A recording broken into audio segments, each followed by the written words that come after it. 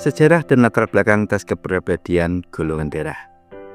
Konsep menganalisis kepribadian berdasarkan golongan darah yang dikenal sebagai Ketsuki Gata di Jepang pertama kali diperkenalkan pada tahun 1930 oleh Profesor Tokeji Furukawa. Beliau menerbitkan sebuah makalah yang mengklaim bahwa golongan darah seseorang bisa mencerminkan kepribadiannya. Meskipun awalnya tidak mendapat banyak perhatian, teori ini kemudian dipopulerkan pada tahun 1970-an oleh Masahito Nomi, seorang jurnalis yang menulis buku tentang hubungan antara golongan darah dan kepribadian. Sejak saat itu, kepercayaan ini menjadi bagian dari budaya populer di Jepang dan beberapa negara Asia lainnya. Bahkan beberapa perusahaan di Jepang pernah menggunakan informasi golongan darah dalam proses perekrutan karyawan. Meskipun praktek ini kini sudah jarang dilakukan karena dianggap diskriminatif. Penting untuk dicatat bahwa meskipun populer, teori ini belum memiliki dasar ilmiah yang kuat. Para ilmuwan dan psikolog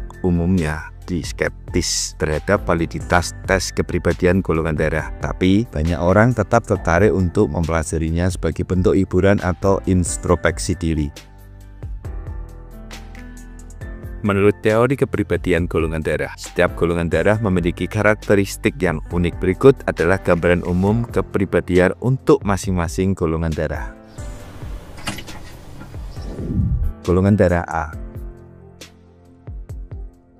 Orang dengan golongan darah A sering digambarkan sebagai individu yang terorganisir dan rapi, perfeksionis, tanggung jawab dan dapat diandalkan, sabar dan tekun, sensitif dan penuh perhatian, cenderung pemalu atau introvert, kreatif dan artistik, kooperatif dalam tim, cerdas secara emosional. Tapi mereka juga bisa menjadi terlalu kritis terhadap diri sendiri dan orang lain, mudah stres dan cemas, keras kepala dalam beberapa situasi, terlalu berhati-hati hingga sulit mengambil resiko. Golongan darah B.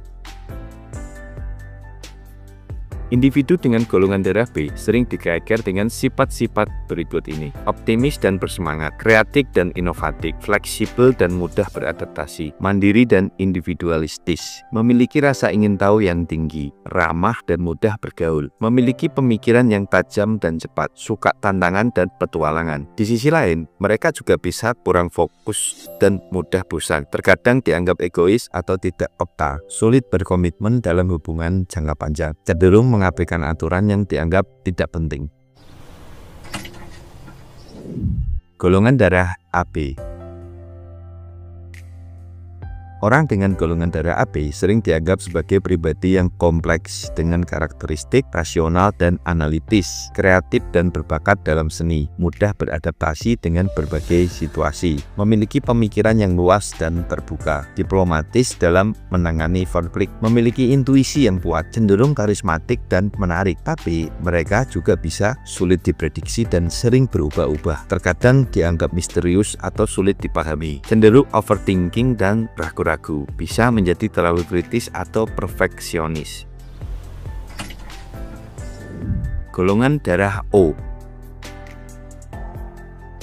Individu dengan golongan darah O sering dikaitkan dengan sifat-sifat berikut ini: percaya diri dan ambisius, memiliki jiwa kepemimpinan yang kuat, energik dan bersemangat, mudah bergaul dan ramah, praktis dan realistis, memiliki intuisi yang tajam, fleksibel dan mudah beradaptasi, optimis dan berpikiran positif. Di sisi lain, mereka juga bisa terlalu kompetitif atau agresif, cenderung workaholic, kurang sabar dan mudah bosan, terkadang dianggap keras kepala atau dominan.